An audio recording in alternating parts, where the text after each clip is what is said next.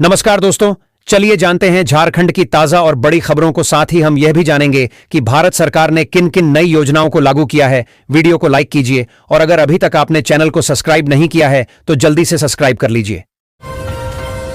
प्रधानमंत्री नरेंद्र मोदी ने संविधान दिवस पर देशवासियों को पत्र लिखा। उन्होंने संविधान के प्रति अपनी श्रद्धा व्यक्त की और अपने राजनीतिक जीवन के अनुभवों को साझा किया। मोदी ने कहा कि संविधान की शक्ति ने उन्हें, एक साधारण पृष्ठभूमि से आने वाले व्यक्ति को, लंबे समय तक सरकार का नेतृत्व करने का अवसर दिया।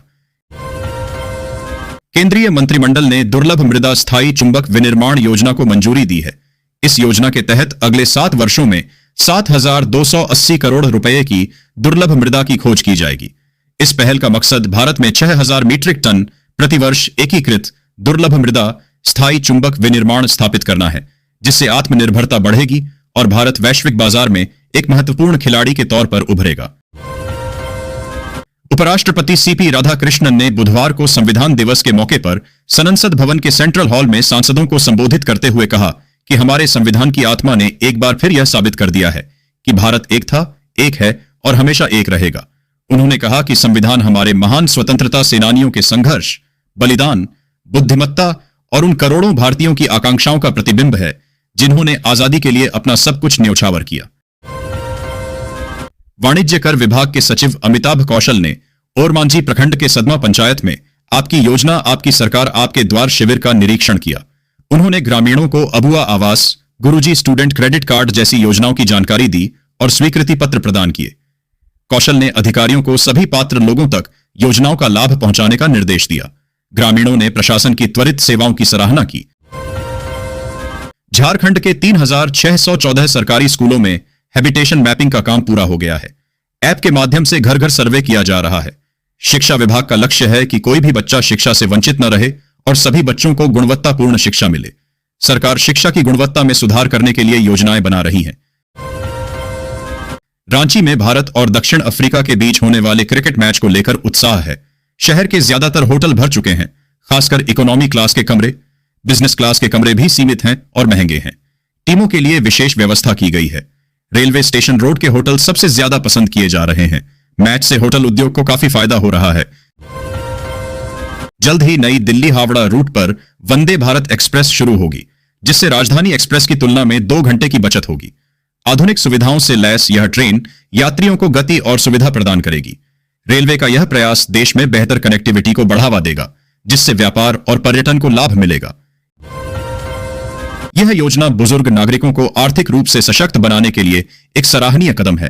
3,000 रुपए की मासिक पेंशन से उन्हें अपनी दैनिक आवश्यकताओं को पूरा करने और दवाइयों का खर्च उठाने में मदद मिलेगी।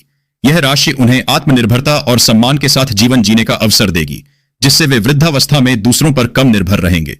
यह सामाजिक सुरक्षा और कल्याण की दिशा में सरकार का एक महत्वपूर्ण प्रयास है। सरकार द्वारा एलपीजी सिलेंडर पर सब्सिडी देना एक जन केंद्रित फैसला है। विशेष रूप से उज्ज्वला योजना के लाभार्थियों को प्रति सिलेंडर 300 रुपए तक की सीधी सब्सिडी मिल रही है। यह महंगाई के दौर में गरीब और मध्यम वर्ग की महिलाओं को बड़ी आर्थिक राहत प्रदान करता है।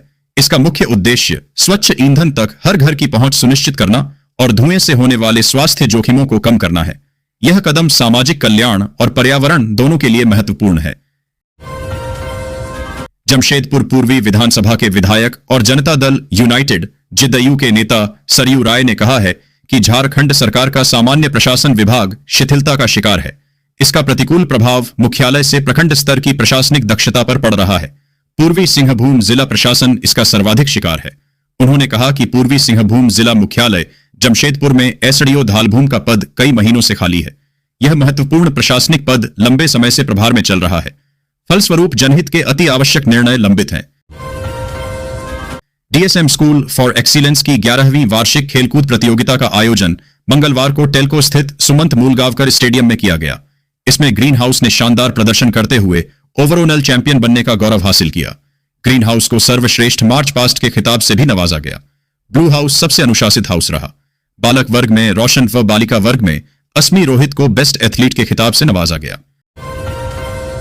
झारखंड सरकार ने 1 लाख युवाओं को नौकरी देने की महत्वाकांक्षी योजना शुरू की है। यह पहल राज्य में बढ़ती बेरोजगारी की समस्या को दूर करने के लिए एक महत्वपूर्ण कदम है। इस योजना का लक्ष्य सरकारी विभागों और विभिन्न क्षेत्रों में रोजगार के अवसर पैदा करना है। इससे न केवल युवाओं को आर्थिक आत्मनिर्भरता मिलेगी, बल्कि राज्य के विकास को भी गति मिलेगी। यह निश्चित रूप से युवाओं के लिए एक सकारात्मक परिवर्तन लाएगी। भारत सरकार ने जनवरी 2025 में 8वें केंद्रीय वेतन आयोग के गठन को मंजूरी दी है। यह आयोग केंद्रीय कर्मचारियों और पेंशनभोगियों के वेतन, पेंशन और भत्तों की व्यापक समीक्षा करेगा। आयोग की रिपोर्ट जनवरी 2026 से लागू होने की उम्मीद है। इसका उद्देश्य सरकारी कर्मचारियों और रिटायर्ड पेंशनभोगियों के जीवन स्तर को बेहतर बनाना है, जिससे उनकी सैलरी और पेंशन संरचना समय के अनुरूप सुधारी जा सके। प्रत्येक वेतन आयोग की तरह यह भी मौजूदा आर्थिक स्थितियों और वित्तीय स्थिरता को ध्यान में रखते हुए वेतन व पेंशन में जरूरी बदलाव सुझाएगा। रांची समेत झारखंड के कई जिलों में पछुआ हवाओं से ठंड बढ़ गई है। तापमान में गिरावट दर्ज की गई है। कृषि विज्ञान केंद्र ने किसानों को फसलों को बचाने के लिए सिंचाई करने की सलाह दी है। बंगाल की खाड़ी में दबाव क्षेत्र बनने से चक्रवात की आशंका है, जिसका असर रांची में होने वाले क्रिकेट मैच पर पड़ सकता है। अगले 2 दिनों में तापमान में और गिरावट की संभावना है। जमशेदपुर के राष्ट्रीय धातुकर्म प्रयोगशाला NML में भारत की पहली हाइड्रोजन परीक्षण सुविधा शुरू होगी। यह विकसित भारत 2047 के लक्ष्य को प्राप्त करने में सहायक होगी। यह सुविधा हाइड्रोजन उत्पादन, भंडारण और परिवहन में अनुसंधान को बढ़ावा देगी और उद्योगों को तकनीकी सहायता प्रदान करेगी।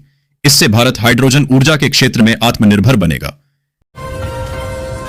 संविधान दिवस पर रांची में आयोजित कार्यक्रम में पाकुड़ जिला कांग्रेस अनुसूचित जाति विभाग के अध्यक्ष किशन पासवान को सम्मानित किया गया। उन्हें यह सम्मान कांग्रेस प्रदेश अध्यक्ष और अन्य नेताओं ने संयुक्त रूप से दिया। पासवान ने बताया कि संविधान बचाओ रैली में सक्रियता को देखते हुए यह सम्मान मिला है, जो झारखंड के सभी जिलों के अध्यक्षों को दिया गया।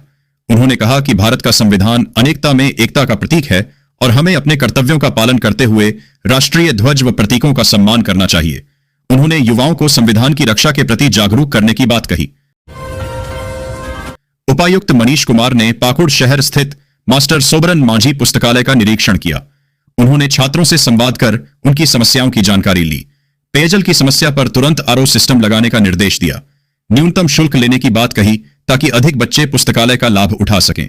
जिला शिक्षा पदाधिकारी को प्रतियोगी परीक्षाओं से संबंधित पुस्तकें और सामग्री उपलब्ध कराने का निर्देश दिया। साफ सफाई और मूलभूत सुविधाओं को बेहतर बनाने के लिए अधिकारियों को दिशा निर्देश दिए। CCL व CMPF विभाग के सौजन्य से ऑफिसर्स क्लब बचरा में मंगलवार को डिजिटल लाइफ सर्टिफिकेट अभियान के तहत एक कार्यशाला का आयोजन किया गया। इसमें पिपरवार क्षेत्र के 108 सेवानिवृत्त पेंशनधारक शामिल हुए। शिविर में CCL व CMPF कार्यालय रांची के अधिकारियों द्वारा उन्हें डिजिटल लाइफ सर्टिफिकेट की जानकारी दी गई। बताया गया कि पहले पेंशनधारियों को वर्ष में एक बार मैन्युअली फॉर्म भरना होता था, लेकिन अब भारत सरकार ने इसे डिजिटल बना दिया है। ADL सनशाइन स्कूल की वार्षिक खेलकूद प्रतियोगिता का आयोजन मंगलवार को JRD टाटा स्पोर्ट्स कॉम्प्लेक्स में किया गया। इसमें रूबी हाउस ने शानदार प्रदर्शन करते हुए ओवरऑल चैंपियन बनने का गौरव हासिल किया। एमरल्ड हाउस उपविजेता रहा। सफायर हाउस को बेस्ट मार्च पास्ट के खिताब से नवाजा गया। अंडर 17 बालिका वर्ग में प्रियांशी गुप्ता, अंडर 17 आयु वर्ग में महिमा मार्डी और अंडर 19 वर्ग में जया कुमारी को बेस्ट एथलीट घोषित किया गया।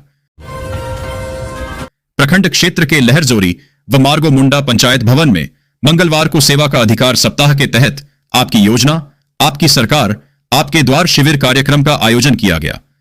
शिविर में मनरेगा, पेयजल एवं स्वच्छता, बाल विकास परियोजना, राजस्व, ई कल्याण, बिजली आदि विभागों के पदाधिकारियों व कर्मियों के माध्यम से आम लोगों का समस्याओं का निदान के लिए आवेदन लिया गया। इस दौरान विभिन्न विभागों में दर्जनों आवेदन ग्रामीणों ने जमा किए। जमशेदपुर में अवैध निर्माण पर हाईकोर्ट ने सख्ती दिखाते हुए JNSE से पूछा है कि टाटा स्टील और जुस्को ने अब तक बिजली पानी क्यों नहीं काटा। अदालत ने JNSE की कार्रवाई पर असंतोष जताया और तेजी लाने का निर्देश दिया। हाईकोर्ट ने अवैध निर्माण पर चिंता व्यक्त करते हुए JNSE की भूमिका पर सवाल उठाए और कार्रवाई 1 में तेजी लाने का निर्देश दिया। जमशेदपुर में ठंड का प्रकोप बढ़ गया है। तापमान 11.6 डिग्री सेल्सियस तक गिर गया है। मौसम विभाग ने आने वाले दिनों में और अधिक ठंड की चेतावनी दी है। स्वास्थ्य विशेषज्ञों ने हार्ट अटैक और ब्रेन स्ट्रोक के मामलों में वृद्धि की आशंका जताई है। ठंड में रक्तचाप बढ़ने और खून गाढ़ा होने से खतरा बढ़ जाता है। लोगों को ठंड से बचने और सावधानियां बरतने की सलाह दी गई है।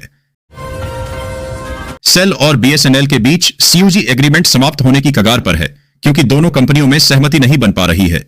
इस समझौते के खत्म होने से सेल कर्मचारियों की संचार व्यवस्था प्रभावित हो सकती है। सेल प्रबंधन अब अन्य दूरसंचार कंपनियों के साथ समझौता करने पर विचार कर रहा है ताकि कर्मचारियों को निर्बाध संचार सेवा मिलती रहे। बाबूलाल मरांडी ने झारखंड में पुलिस और माफिया के गठजोड़ का आरोप लगाते हुए कोयला चोरी की घटनाओं पर चिंता जताई है। उन्होंने इसे राज्य सरकार की विफलता बताया और तत्काल कार्रवाई की मांग की है। वहीं पलटवार करते हुए जेएमएम के विनोद पांडेय ने चुनौती दी कि यदि मरांडी के पास एक भी ठोस सबूत है तो सामने लाएं। सरकार किसी भी निष्पक्ष जांच के लिए पूरी तरह तैयार है। धनबाद में संविधान दिवस पर कांग्रेस में फूट नजर आई। जिला कांग्रेस कमेटी और अनुसूचित जाति विभाग ने अलग अलग कार्यक्रम आयोजित किए, जिसमें संविधान की रक्षा और लोकतंत्र के खतरे पर बात हुई। अनुसूचित जाति विभाग ने भाजपा सरकार पर संविधान पर हमला करने का आरोप लगाया, जबकि जिला कांग्रेस कमेटी ने भाजपा पर संविधान की हत्या का प्रयास करने का आरोप लगाया। पूर्वी सिंहभूम जिले में चौकीदार भर्ती के लिए दूसरी मेधा सूची जारी की गई है, जिसमें 109 सफल अभ्यर्थियों को मेडिकल जांच और दस्तावेज सत्यापन के लिए बुलाया गया है। प्रशासन ने स्पष्ट किया है कि यह सूची अस्थायी है और त्रुटि पाए जाने पर उम्मीदवारी रद्द हो सकती है। मेडिकल जांच सदर अस्पताल में और दस्तावेज सत्यापन आईटीडीए भवन में होगा। झारखंड और ओडिशा को जोड़ने वाली 60 किलोमीटर लंबी नई रेल लाइन परियोजना को स्वीकृति मिल गई है। चाकुलिया के 13 गांव इस परियोजना के अंतर्गत आएंगे, जिससे भूमि अधिग्रहण किया जाएगा। यह रेल लाइन दोनों राज्यों के बीच संपर्क को सुधारेगी और क्षेत्रीय विकास को गति देगी।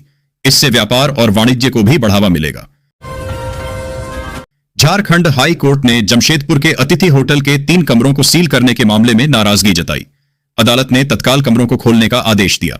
डीजीपी और एसएसपी कोर्ट में पेश हुए, जिनसे कमरों को सील रखने का कारण पूछा गया। अदालत ने जांच जारी रखने की अनुमति दी, लेकिन कमरों को सील रखने को अनुचित बताया। राष्ट्रीय कोयला मजदूर यूनियन रोहिणी शाखा के पदाधिकारियों ने रोहिणी परियोजना पदाधिकारी से बुधवार को मुलाकात की। रोहिणी शाखा राकोमेव के नवगठित समिति के सदस्यों ने परियोजना पदाधिकारी दीपक कुमार से परिचयात्मक बैठक कर संगठन को मजबूती प्रदान करने तथा मजदूरों की समस्याओं पर चर्चा की।